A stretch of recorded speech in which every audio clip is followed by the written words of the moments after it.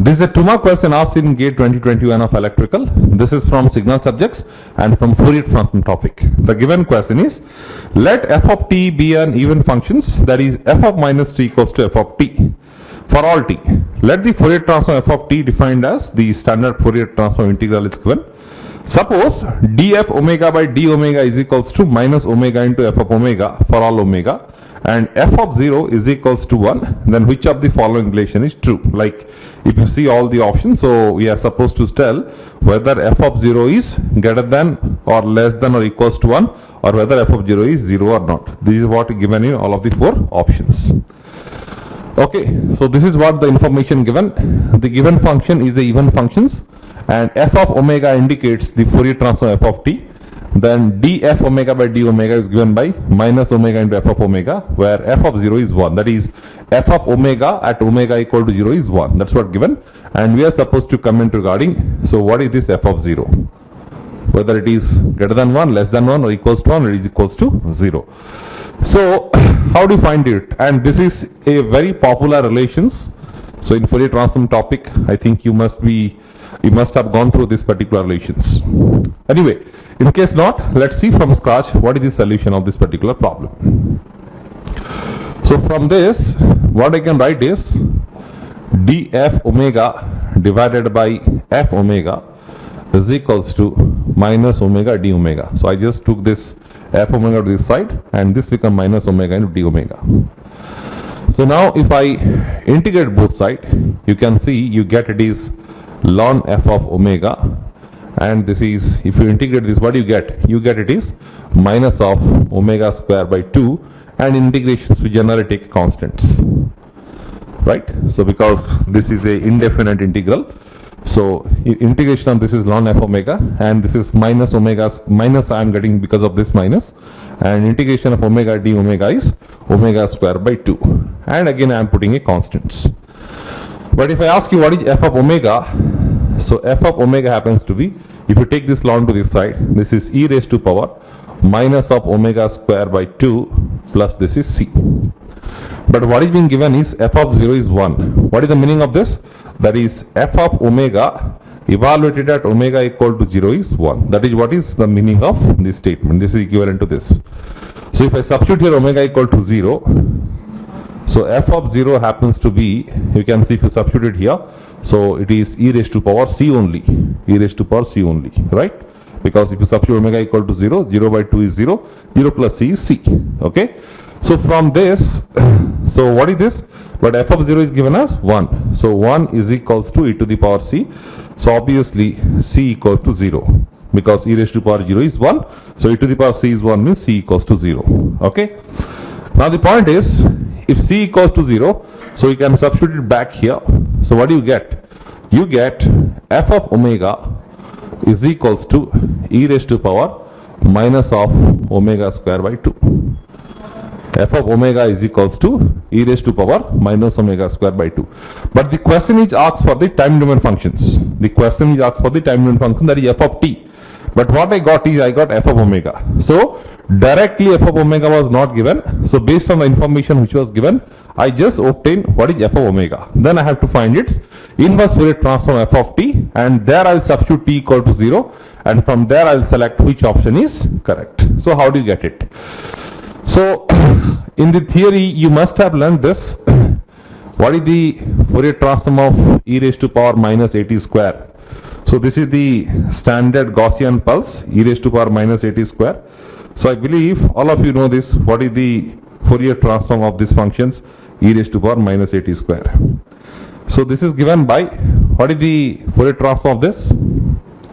Square root of pi by a e raised to power minus omega square by 4a, if you remember. So this is a very standard and popular Fourier transform pair, that is the Gaussian pulse, right? And you also know that the Fourier transform of a Gaussian pulse is again a Gaussian pulse, that is the time domain safe and the frequency domain safe of the signal remains same. So this is what I got. But how can you use this? How can you use this? How to use this means, so basically what we should do now is, we should make the comparisons. So I have to basically find the inverse Fourier transform of this. Now what is the value of a I should select? so that it will look like e raised to power minus omega square 2 by 2. So basically, if a is equals to half, it is very clear that if I make a equals to half, so it will be e raised to power minus omega square by 2, and that's what I expect. So if a equals to half in this relations, then what do you get? E raised to power minus t square by 2, right? If I take a equals to half, it is e raised to power minus t square by 2. And if you take a equals to half, so this becomes square root of 2 pi, and what do you get here? You will get it is e raised to power minus omega square by 2. In other words, e raised to power minus omega square by 2, it will have inverse Fourier transform 1 by square root of 2 pi into e raised to power minus t square by 2. Isn't it? So if I take it this side, the constant becomes e raised to power minus t square by 2. Okay, so e raised to power minus omega 2 having inverse Fourier transform 1 by square root of 2 pi into e raised to power minus t square by 2. So this is f of omega, and this is its corresponding inverse Fourier transforms. So it means from these relations, if this is what f of omega is, then f of t is nothing but 1 by square root of 2 pi multiplied by e raised to power minus t square by 2. But the question is asked regarding f of 0. We have to find f of 0. If you substitute t equal to 0 both sides, then this becomes 1 by square root of 2 pi, because e raised to power 0 is 1. So f of 0 is 1 by square root of 2 pi. Basically, I can tell that this f of 0 is less than 1, right? If something we divided with 1, then that quantity will definitely less than 1. So f of 0 is less than 1. And this is what is given in one of the options, and that's what is the right answer for this particular questions. I hope the explanations of this question is clear to everyone, right? So again, let me just brief it what I did actually. So basically, this relation was given. So from these relations, by integrating, by rearranging and integrating, I found out what is f of omega, which is this quantity. Then if this is f omega, the question is asked regarding the time domain functions. Then I have taken the standard Gaussian pulse Fourier transform pair, and then I targeted how to get this term e raised to power minus omega square by 2. Then I noticed, like, if I take a equals to half in this, then I'll get e raised to power minus omega square by 2. So e raised to power minus omega square 2 having inverse Fourier transform this much, and if you substitute t equal to 0, then f of 0 is naturally it is less than 1, and that's what given one of the options. So because I have explained, I have taken around 6-7 minutes of time. But if you solve this in a proper flow, so this question is not more than 1 minute job in the best possible cases. The answer is f of 0 is less than 1. This is a 2-mark question asked in GATE 2021 of electrical. This is from digital subjects and from counter topic. The given question is, a counter is constructed with 3 D flip-flops. The input-output pairs are named like D0 Q0, D1 Q1 and D2 Q2. Where subscript 0 denotes the least significant bit. The output sequence is desired to be the gray code sequence which is given. Note that the bits are listed Q2, Q1, Q0 formats. The combinational logic for D1 is which of the following options? So let me summarize what is given in the question. So basically it's a 3-bit counter, and the counting sequence in this way. It should make the transition of the state in this way. If this is designed using 3D flip-flop, D2, D1, D0, having D0 as LSB and D2 is MSB, then what is the expression of D1? So it's a very regular model problems. So I believe most of you might have answered in the exam papers. It's not at all a tricky problems. So in such kind of cases, we have some predefined steps. So present state, next states, and then we have flip-flop inputs.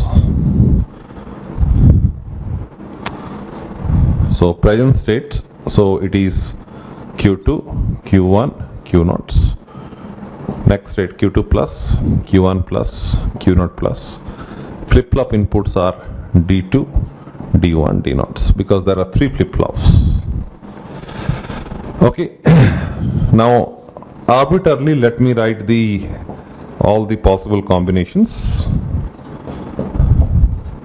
and then by referring the given sequence we'll be finding the next state.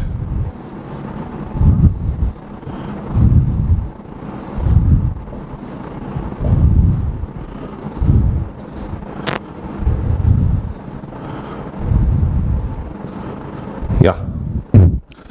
So if you see, if the present state is 0, 0, 0, the next state should be 0, 0, 1. Okay. Now if the present state is 0, 0, 1, what is the next state? Next state is 0, 1, 1. So from 0, 0, 1, we expect the count should go to 0, 1, 1. If the present state is 0, 1, 0, what is the next state? So if you see here, if the present state is 0, 1, 0, the next state is 1, 1, 0. So from 0, 1, 0, it should move to 1, 1, 0. Now the next thing is, from 0, 1, 1, where it should move? If you see here, after 0, 1, 1, the next state is 0, 1, 0. So I'm writing here 0, 1, 0. Now the next question is, from 1, 0, 0, where it should move? From 1, 0, 0, where it should move? So I think 1, 0, 1, this is 1, 0, 0 given actually. Sorry, and then 0, 0, 0. Please make a change. Okay. So I just written there 0, 0, 0 instead of 1, 0, 0. Okay. So if the present state is 1, 0, 0, so the next state is 0, 0, 0, right? So the next state is 0, 0, 0. So from here it should go to 0, 0, 0. If the present state is 1, 0, 1, so you can see here, if the present state is 1, 0, 1, next state is 1, 0, 0. If the present state is 1, 1, 0, the next state is 1, 1, 1. If the present state is 1, 1, 1, the next state is 1, 0, 1. Very simple. So from 0, 0, 0, I reach to 0, 0, 1. So you understood this. From 0, 0, 1, where I should go? From 0, 0, 1, I should go to 0, 1, 1. So I have written here 0, 1, 1. This is clear. Next question is from 0, 1, 0, where it should go? So I am referring here, where is 0, 1, 0? This is 0, 1, 0. From here, it is going to 1, 1, 0. So I am writing here 1, 1, 0. This is clear. Next, from 0, 1, 1, where it is going? From 0, 1, 1, it is going to 0, 1, 0. So this is also clear. Next, from 1, 0, 0, where it is going? It is going to 0, 0. Next, from 1, 0, 1, where it is going? 1, 0, 0. Next, from 1, 0, 1, where it is going? 1, 0, 0. And from 1, 1, 0, where it is going? 1, 1. And from 1, 1, where it is going? 1, 0, 1. So by referring this given counting sequence, I have just filled up this present state and next state. So you know very well, if we know the present state and next state, then how to get the flip-flop inputs. If we know the present state and this thing, so how to get the corresponding flip-flop input. For this, we have to use the excitation table. So of which flip-flop? In this case, we are interested to use what? D flip-flop. So naturally, we should refer the excitation table of D flip-flop. So there are 4 possible combinations like this, and this is the excitation table of D flip-flop.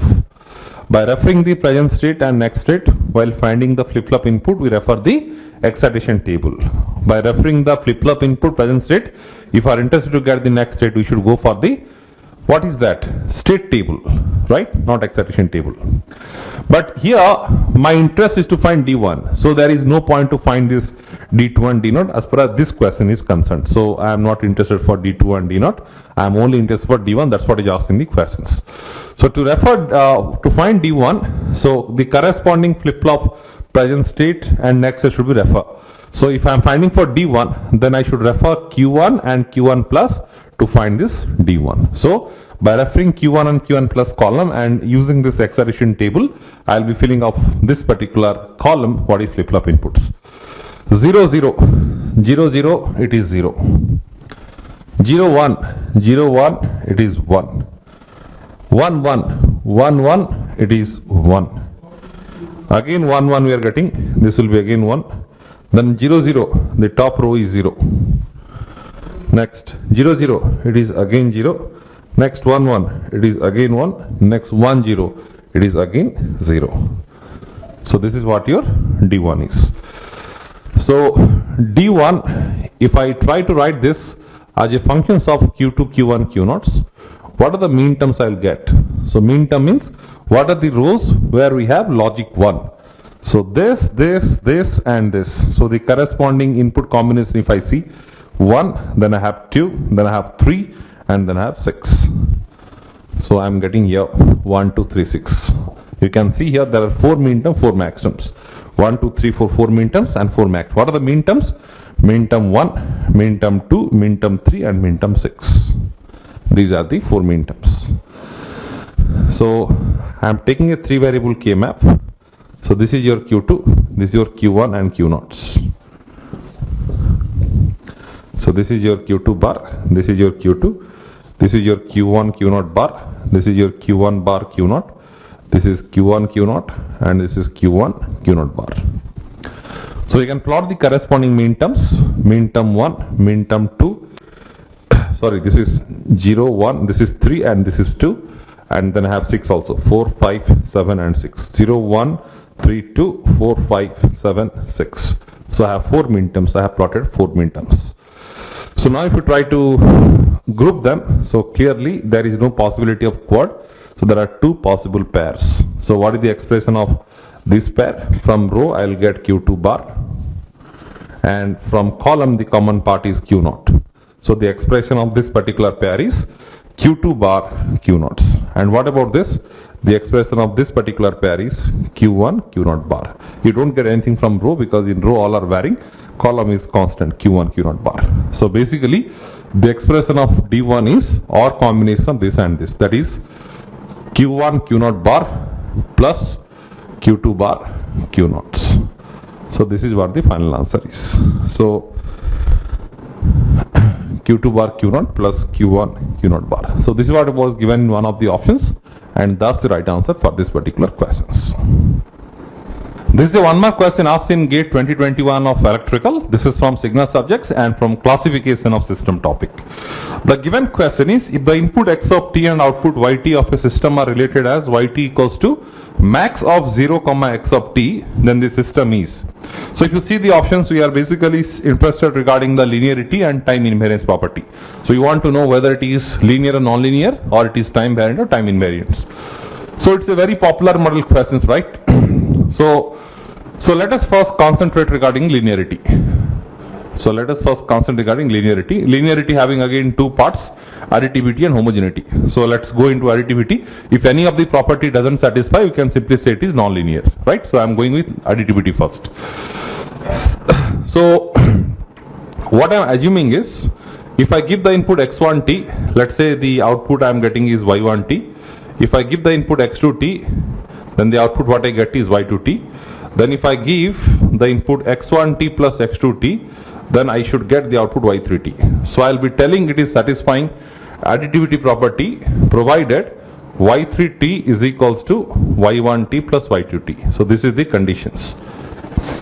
So for understanding purpose, we can take x of t as any signal. Okay. So let x1 of t is 1. So it's a DC signal of, let's say, 1 or 1 volt or 1 ampere, whatever. So obviously if x1t is 1, then your y1 of t is maximum of 0 comma 1. So you get it is 1. Max of 0 and 1 is 1. Similarly, let x2t is again a DC signal, but it's a negative DC. Let's say it is minus of 1. So naturally y2 of t, you get it is max of 0 comma minus 1. So max of 0 comma minus 1 is 0. You got your y2 of t. Now what I'm doing is, so instead of giving the input individually x1t plus x2t, so now let me give the input x1t plus x2t. If I give x1t plus x2t, so obviously if you give x1t plus x2t, 1 plus minus 1 is 0. Then in this case you get your y3t is nothing but max of 0 comma 0, because it is max of 0 comma inputs. So the input is 0, so max of 0 comma 0 is 0. Now as I said, for additivity we need the conditions y3t is equals to y1t plus y2t. y3t we are getting is 0, y1t we are getting it is 1, and we are getting it is 0. So 0 equals to 1, which is not valid. So basically we expect this to happen so that I'll be telling it is satisfying additivity property, and then I should go for homogeneity. But anyway, additivity itself has failed, so there is no point to continue. So simply I can say the given system is non-linear in nature. By the way, you might be knowing, if we are tampering with the amplitude, so the system will be by default non-linear. So even no need to do all these calculations. So by observing that what max itself, we should be able to tell it is a non-linear systems. But in case if you want to know how is it, this is the explanations. Now the next thing is, we are interested for time invariance. So what is time invariance is, so let's say, so for input x of t, the output what we are getting is y of t. Now I'll be giving the input x of t minus t naught. with respect to this, the input, with respect to the input x of t minus t naught. So let's say the output what we get is y1 of t. Then I want to see whether my y1 of t is equivalent to y of t minus t naught or not. If it is satisfying, I will be telling it is time invariant system, otherwise it's a time variant system. Now one thing is clear. So if you give the input x of t, so the system is producing the output, what is it? Max of 0 comma x of t. That's what given in the questions. If the input is x of t, then the output is max of 0 comma x of t. Now if I give the input x of t minus t naught, then the corresponding output y1 of t is again it is max of 0 comma inputs, which is x of t minus t naught, isn't it? If you give the input x of t, you get max of 0 comma x of t. You give the input x of t minus t naught, the output will be max of 0 comma x of t minus t naught. This is what you are getting, it is y1 of t. But what you need, y1 of t should be equals to y of t minus t naught. So you got y1 of t, but if I ask you to find what is y of t minus t naught, what do you get? So how to get y of t minus t naught? Because you know this is y of t. If I ask you to find y of t minus t naught, wherever t is there, replace it by t minus t naught. So if I replacing the t with t minus t naught, you get this is max of 0 comma x of t minus t naught. So we can again see y1t is equals to y of t minus t naught. These two expressions are identical or same. Hence this system is what? Time invariant. So the answer is non-linear and time invariant. That is what given one of the options, and that's the right answer for these questions. So in fact, just by observation itself, we should be able to tell the answers, because we are not tampering with time, so it will be naturally time invariant, and we are tampering with amplitude, it will be naturally non-linear. So the answer is non-linear and time invariant. This is a 2-mark question asked in gate 21 of electrical. This is from signal subjects and from jet transform topic. The given question is the causal signal with jet transform z square into z minus a power minus 2 is, okay. So basically if you see the questions, we are supposed to find the inverse z transform of this particular functions. So if I let this to be x of z, we can write this as z square divided by z minus a whole square. And if I take z square common from both numerator and denominators, we can rewrite this as 1 by 1 minus az inverse whole square. Right? So this function is equivalent to these functions, and this is a very well-known standard functions. I believe all of you know what is the inverse z transform of this. So if xz is this, then x of n is given to be n plus 1 into a to the power n u of n. So there are two possibilities actually. We can have one more inverse z transform using u of minus and minus 1, but in this case if you see all the options, we are interested for the causal cases, that is for un format, so it will be the answers. But how does this happens actually? I believe you know, suppose if I ask you what is the z transform of a to the power n un, so this happens to be 1 by 1 minus az inverse, and the ROC is given by mod z greater than mod a, right? And if I ask you what is the z transform of n into a to the power n of un, then by z transform property this happens to be minus z into d by dz of 1 by 1 minus az inverse. So if you differentiate this and if you write this properly, so this happens to be az inverse divided by 1 minus az inverse whole square. So simply differentiate this and multiply with minus z. So this happens to be az inverse divided by 1 minus az inverse whole square. So this is called the differentiation in z domain property. And then if I ask you what is the answer of a to the power n u of n plus it is a to the power n u of n, then by linearity property its z transform is given by minus az inverse divided by 1 minus az inverse whole square plus this is 1 by 1 minus az inverse, because n into a to the power n you are having z transform this much, so this function having z transform of this, and a to the power n you are having z transform this.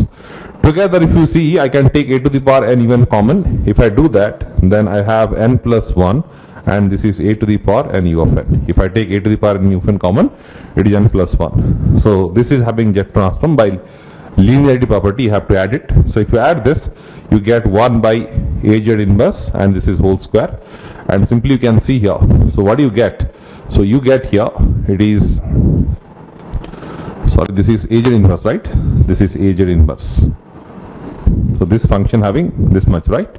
So if you add it, so in numerator you get it is az inverse, and if you add it, so 1 is gone and then you have one more factor left. So this is 1 minus az inverse. So this and this have been cancelled out. Now you can see n plus 1 into a to the power n u of n having jet transform given by 1 by 1 minus az inverse whole square, and this is equivalent to z square into, what is that, z minus a to the power minus 2. So that is what we are supposed to find. So this was the z domain function given, and we are supposed to find what is its corresponding time domain functions. So this will be the answers. So actually, while learning the theory or while learning the jet transforms, so most of you might have gone through these standard results, and everybody like who learns this. So in jet domain, differentiation in jet domain property, this is a very commonly model examples, right? So I believe just by look itself, by observing these functions and the way the options are setted, somebody should directly reach into these options. In case you have doubts, this is the explanations. So this is the standard results. Then by jet domain differentiation, I got this, and then if I add both of the cases, that is this and this, by linearity property, their jet domain function should be added. So the jet transform of this function is this one I have written here, and the jet transform of this function, this is I have written here. If you take LCM, so you can see this and this being cancelled out, and I am getting this. So this is the corresponding answer, n plus 1 multiplied by a to the power n even. That is what given one of the options, and that's the right answer for these questions. This is one more question asked in GATE 2021 of electrical. This is from signal subjects and from LTE system topic. The given question is, two discrete time linear time invariant system with impulse responses, some H1n and H2n are connected in cascade where delta n is the Runge delta. The impulse response of the cascaded system is. So this is what is the information given. There are two systems having unit impulse response, H1n and H2n I have given, and they are in cascade. So they are asking the impulse response. What do you mean by impulse response? If the input is impulse, the corresponding output is called impulse response. So if that is what delta n, if you give in the inputs, the corresponding output we call it is h of n. So you know very well h of n will be nothing but convolution of h1 and h2n. This is very natural. Whenever multiple systems are in cascade, the overall impulse response is convolution of their individual impulse response. So there are multiple ways to answer this.